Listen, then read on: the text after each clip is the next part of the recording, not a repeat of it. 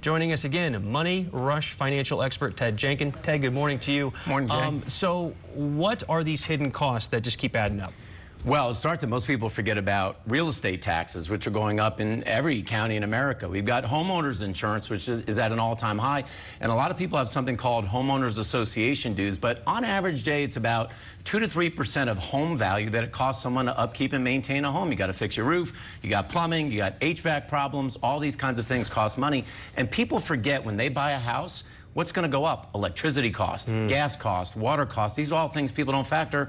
Turns into $18,000 a year. Not to mention all the other expenses that come from just what you want to put in, like cable and Wi-Fi and all those things. What about down payments for housing?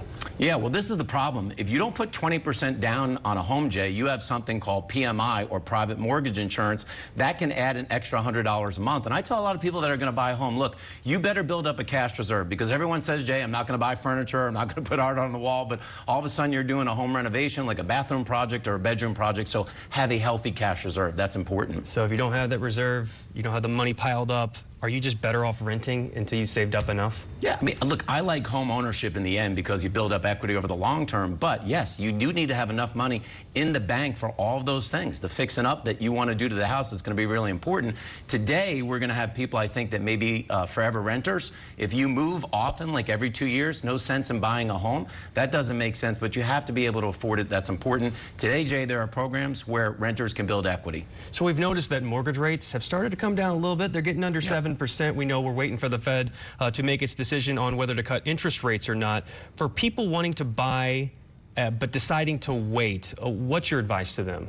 We got a big problem in America. I mean, not only do we have a housing shortage in terms of inventory, not only are people at those 3% mortgages, they don't want to sell their house, but for Generation Z, we have something called the home-to-income ratio. 1980, it was a $50,000 house and a $25,000 income, 2 to 1. Today, Jay, $420,000 house, $65,000 income. It's 6 to 1 now. That's why it's so hard for a lot of Gen Zs to be able to buy a home. I mean, wages just haven't kept up with the cost of home prices. And when you talk about bills, what are the ones that really stick out to you? I mean, obviously, rent or mortgage is top of the list, but what are the ones that can really add up and make a burden on your budget? Listen, people forget, you're going to pay for pest control. People all think, Jay, pest control? Yeah, pest control is 50, 60 bucks a month. Everyone says, I'm going to cut my lawn, I'm going to cut my lawn. No, you're not. You're going to hire a landscaping company, and that's going to cost you $100 a month.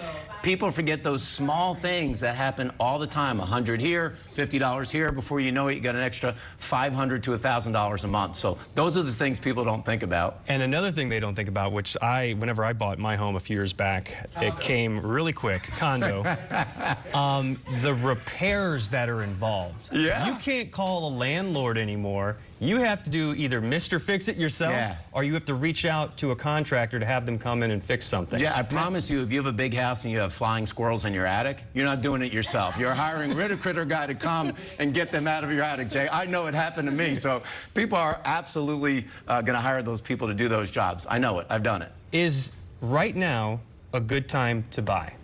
Well, I think it's always a good time to buy if you have a long-term perspective, right? It's like the stock market. You don't want to buy a house and have to flip it in 2 years. That's very challenging. But if you're going to hold the home for 5, 10, or 15 years, in the long term, real estate has always been a good asset class. And why is that? That's the advice I always get. If you got to have it for several years, and that's because, what, the interest is so high in the beginning and you need to make it worth the closing cost involved? Yeah, that's going to be thousands of dollars. In the beginning, 95% of your payment is going to be interest. You're basically paying the mortgage company. In addition, if you have to sell, you're going to pay seller's costs on the way out. So if you don't have any appreciation and all of a sudden you have to pay a 6% fee when you sell your house, you've got to be able to make that up. And then you're going to have costs to go into the new house, moving costs, and all of the like. It's why it's challenging short-term to move from home to home. And really quick here, is now a good time to sell, or does it depend on the market? Oh no, it's a great time to sell. I mean, anybody who bought like around COVID has made a lot of money. Just recognize you're not going to get another 3% mortgage. It's not going to happen right now. Probably not ever again. Interesting. And it's always, we're waiting on what the Fed does, because I got a feeling once they start slashing interest rates, the demand is just going to skyrocket. I think they'll probably slash after the election. We might get a small cut in September, but probably after the election. Ted Jenkin, always a pleasure. Yeah, thank you. We'll be right back.